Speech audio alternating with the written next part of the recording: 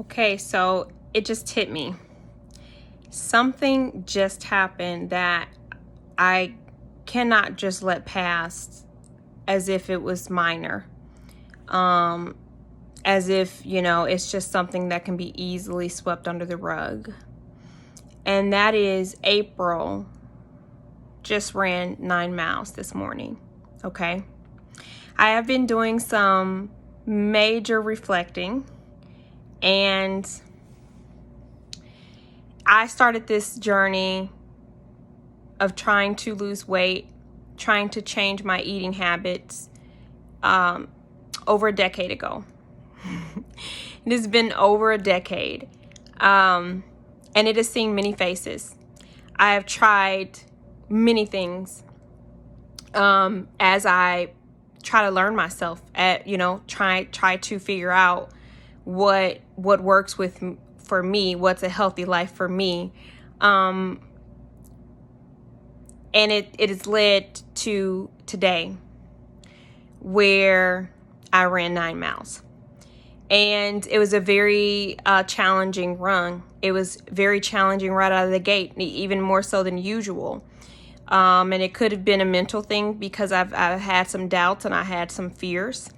But one thing's for sure is that when my alarm clock went off this morning, I got right up. And, sometimes that's a challenge within itself. But it wasn't for me today, because I looked at an Instagram comment from Brooke Ramsey on my post encouraging me, and even saying that she was inspired to run her 9 miles today too. So when my alarm clock went off, oddly enough, that was one of the first things I thought about. And I didn't want her efforts to try to encourage me to go voided. And so I got up. And so that was not the problem. I had frozen a bottle of Gatorade and water for myself because I knew I would probably need it. I've never ran this type of distance, and I didn't want to be without it. I just kept thinking I was gonna pass completely out. So I put it in a book bag, one of the book bags that you wear across your shoulders, and I set out for my run today. I don't like to carry things with me. I don't like carrying anything in my hands and anything on me, really. Sometimes my phone has been okay because I haven't found a pouch or a holder that's big enough for my new phone for me to put that in there, and that's fine. And so I was holding that. However, I'm going to tell you guys the route that I took. So I took the road to my street, and I ran that all the way up towards the airport. And so I got near the airport and then onto Natural Bridge, so that street that lines the other side of the highway from the airport. So I ran all the way down Natural Bridge to Woodson, all the way down Woodson to Midland, all the way down Midland to Ashby. Then I took Ashby all the way to St. Charles Rock Road. Down St. Charles Rock Road, I actually had to pass the road to my house so that I can make sure that I do my 9 miles. And then I took all the little connecting streets. I went down St. Charles Rock Road, then to Geraldine, and then down Geraldine, and kind of hit back around to get back to my place to complete my 9 miles. So yeah, I did 9 miles today. But anyways, about 3.5 miles in, I couldn't take that book bag anymore.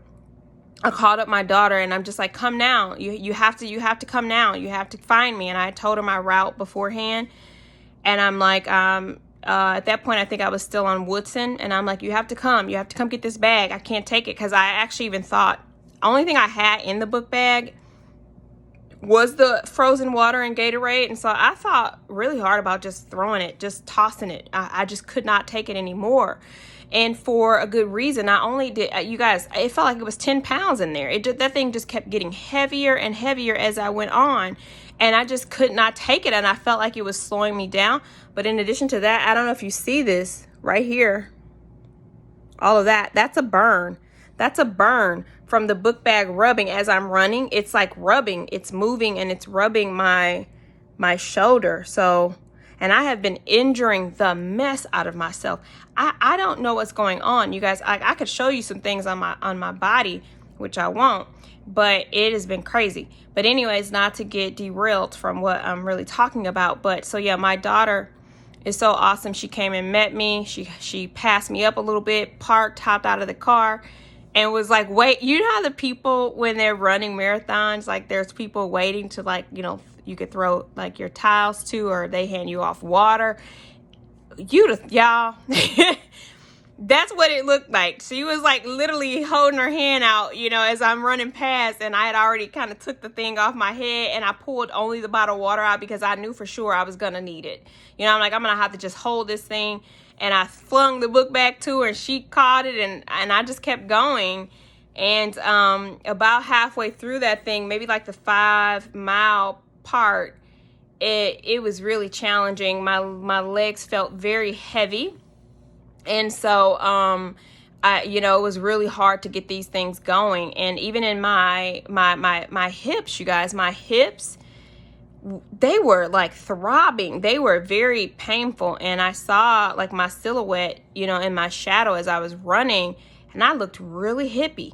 Like, I'm like, who is this woman with all these hips? And so then I was convinced that my hips were swelling, you know, from this run, which that could have been possible.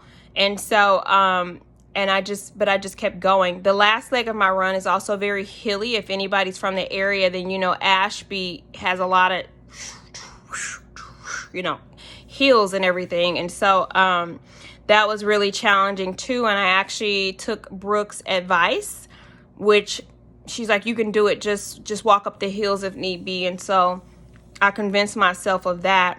I also released myself. I've pardoned myself from the time restrictions that I had placed upon myself. It was really bothering me that every time the Nike app had announced that I had hit another half mile, and then of course it announced your pace, it was off, you know what I'm saying? And so I was like, I just, you know, I said, you know, I had to have a pep talk with myself, and I'm like, who gives a shit about what your pace per mile is? Like, you're running 9 miles.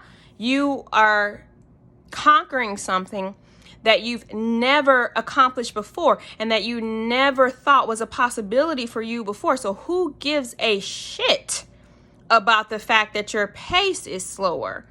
And so I was like, yeah, I don't give a shit. So yeah, so I pardoned myself from that, and I just, you know, I kept going, and I was walking up the hills, you guys. So freaking what?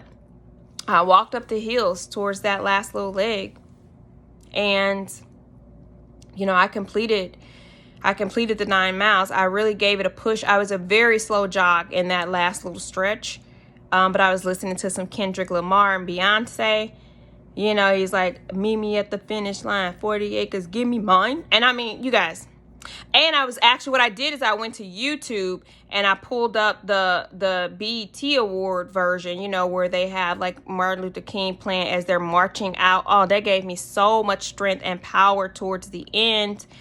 And, you know, I'm breaking generational restrictions, or you know, if you want to say curses, or I know some people call them that, but I'm not going to call it a curse. I'm going to say limitations. And sometimes, and those limitations, you guys, believe it or not, while we're speaking on racism and we're speaking on Juneteenth and slavery and all of those things, let's just keep this thing real. There are things that have been passed down from generation to generation that has not been for the health and our well-being. And one of those things being the way that we eat. I mean, let's not get it twisted. You know, these things are in the way that we cook and the way that we eat were passed down from our ancestors. And basically they learned these things from whatever they had available. You know, they were literally given the worst parts of the meats, the fatty parts, the unhealthy parts. They were given it as scraps because, you know, their masters or people that were in control of them did not want to eat those parts. And so they were literally given scraps to eat. And so in an effort to make these things, we are talking about already unhealthy things. And so, or unnatural and unhealthy things they had to put into their bodies. But then, you know, on top of that, they had to try to figure out how to make these things taste well for their families. And so these are things that have been passed on to generations. And so I took those limitations and I'm trying to learn.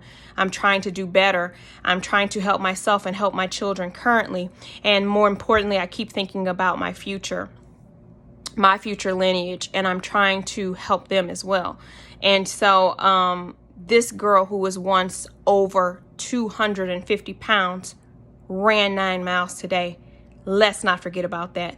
Let's not let this day pass like it's just another day. It's not. It's a major, major, major moment for me, major milestone for me, and I'm so proud of myself.